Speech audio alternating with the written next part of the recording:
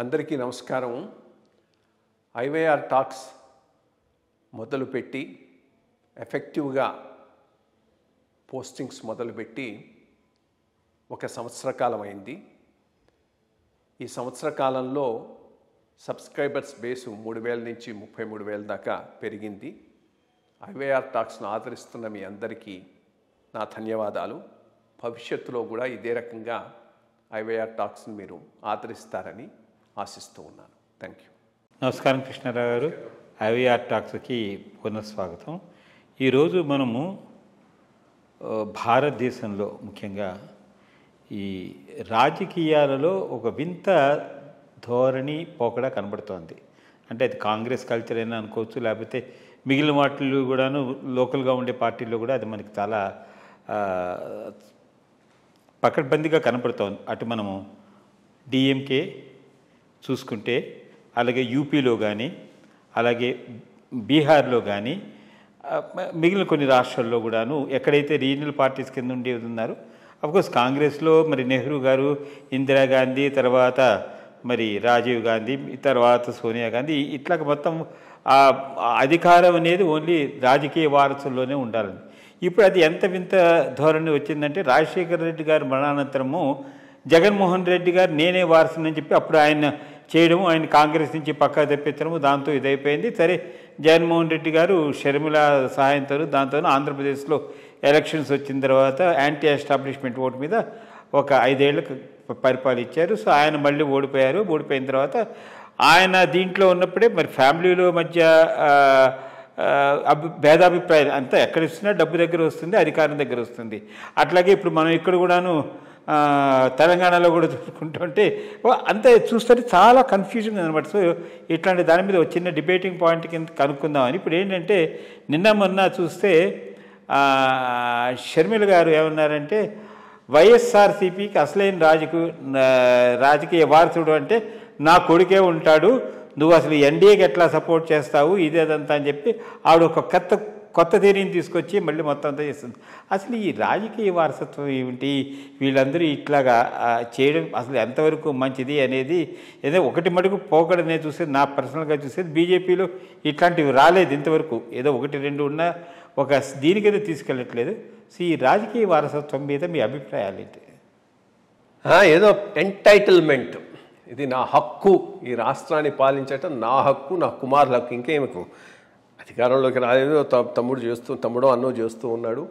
కానీ ఎవడడ్డు వస్తాడో చూస్తాను, నేను చేస్తాను. ఇది అసలు ఏంటి, ఇది అర్థం కాకుండా పోతున్నది. వారసత్వ రాజకీయాలు, కుటుంబ రాజకీయాలు అనేటటువంటిది తెలుగు రాష్ట్రాలకు పట్టిన పెద్ద శాపం. తెలంగాణ అదృష్టం స్లోగా బయటపడుతూ ఉన్నది, బయటకు వచ్చేస్తూ ఉన్నది.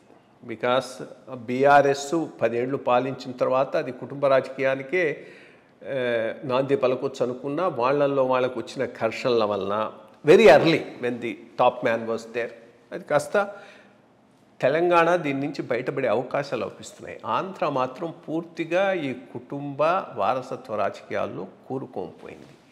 ఏమి వారసత్వాలు ఇవి? ఇవేమైనా జాతీయోద్యమంలో పాల్గొని త్యాగాలు చేసిన కుటుంబాల? కానీ కాదు.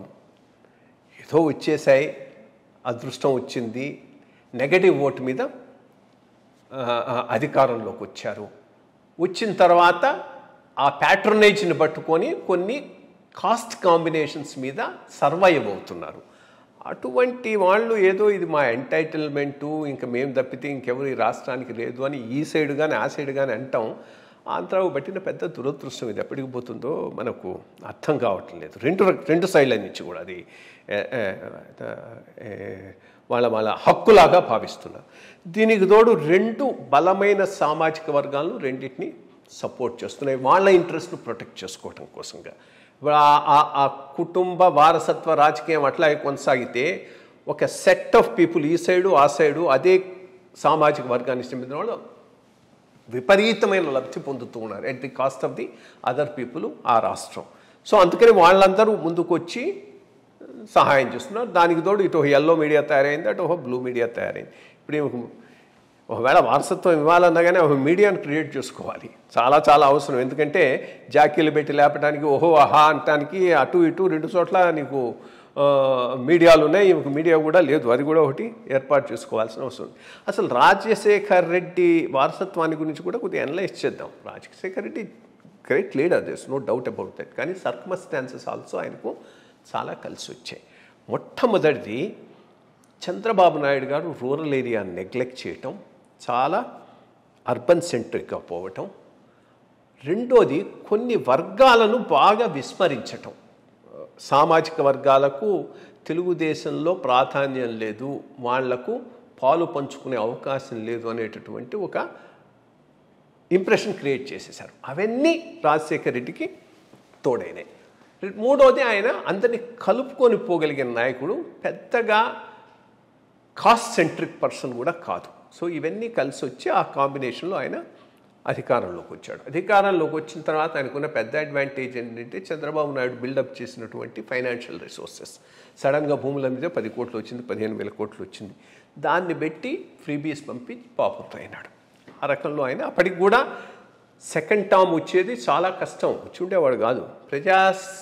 ప్రజా రాజ్యం ఆయన సేవ్ చేసింది. సరే, వచ్చిన కొన్నాళ్లలోనే దురదృష్టం దానివల్ల పోయినాడు. దాంతో ఒక ఆరా మిగిలిపోయింది. ఆ ఆరాను ఆల్రెడీ ఒకరు ఎన్కాష్ చేసుకున్నారు. ఎన్కాష్ చేసుకొని ఒక తడవ వచ్చారు. వచ్చి ఏం చేశాడు ఆయనకున్నంత ఆ బ్రాడర్ విజన్ లేదు జగన్కు. ఆ బ్రాడర్ సోషల్ కోయలిషన్ను హోల్డ్ చేసుకోలేకపోయినాడు, అందుకని కొలాప్స్ అయిపోయినాడు. ఇప్పుడు మళ్ళీ ఆయన ఒకవేళ వస్తే ఏదైనా నెగిటివ్ ఓటు మీద రావాల్సిందే కానీ పాజిటివ్ ఓటు మీద వచ్చేది ఏమీ లేదు. ఆ పరిస్థితిలో ఇంకొకటి తీసుకొచ్చి నేనే వారసుని ఇది అని అదే వారసత్వాన్ని ఈమె ఈరోజు పట్టుకొని ముందుకు పోవాలనుకోవటం హాస్యాస్పదంలాగానే అనిపిస్తున్నాయి. కానీ ఒకటి మాత్రం నిజం, ఈ నెగటివ్ ఓటు మీద వారసత్వ రాజకీయాలు అయితే ఆంధ్రప్రదేశ్ రాష్ట్రానికి ఓ శాపంలాగా ఇంకా చాలా కాలం కొనసాగేటట్టున్నాయి. అంటే వీళ్ళ మీద నెగటివ్ ఓటుతో వాళ్లకు, వాళ్ళ మీద నెగటివ్ ఓటుతో వీళ్లకు. దీనివల్ల లాభపడుతూ ఉన్నటువంటి ఈ మీడియా కమర్షియల్ ఇంట్రెస్ట్ దాన్ని ప్రాపప్ చేయడానికి ఆ సైడు ఈ సైడు 2 సైడ్ల పూర్తి ప్రయత్నం చేస్తూ ఉన్నాయి. మిగిలిన ప్రజలకు ఒక థర్డ్ ఆల్టర్నేటివ్ ఇవ్వగలిగే పరిస్థితిలో ఒక స్టేజ్లో జనసేన బీజేపీ కాంబినేషన్కు అవకాశం ఉండింది. దాన్ని పవన్ కళ్యాణ్ గారు చేజేతిలో పోగొట్టుకున్నాడు. సో ఇప్పుడు మనకు ఆ ఆంధ్ర వరకు మాత్రం ఈమె వారసత్వం వస్తుందని నేను అనుకోవటం లేదు. వారసత్వాన్ని తీసుకొచ్చి అక్కడ పెట్టాలన్నా పెద్ద ఎఫర్ట్ కావాలి, మీడియా కావాలి, ఓ పెద్ద సోషల్ కాంబినేషన్ కావాలి, డబ్బులు కూడా కావాలి. అవన్నీ ఇప్పుడు ఉన్నట్టే ఉండి అంత వచ్చేటటువంటి అవకాశం లేదు. బట్ ఇండిపెండెంట్ ఆఫ్ హర్ ఈ వారసత్వ రాజకీయాలు తెలంగాణలో తెరబడే అవకాశాలు అవుపిస్తున్నాయి. ఆంధ్రాలో మాత్రం చాలా రోజులు కొనసాగే అవకాశాలే కనిపిస్తున్నాయి.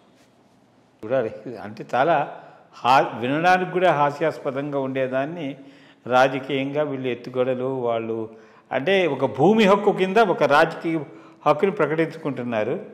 ఐ థింక్ ప్రజలు కూడాను తెలివిగానే వ్యవహరిస్తారని అనుకోవాలి. మంచి విషయాలు చెప్పారు. నమస్కారం.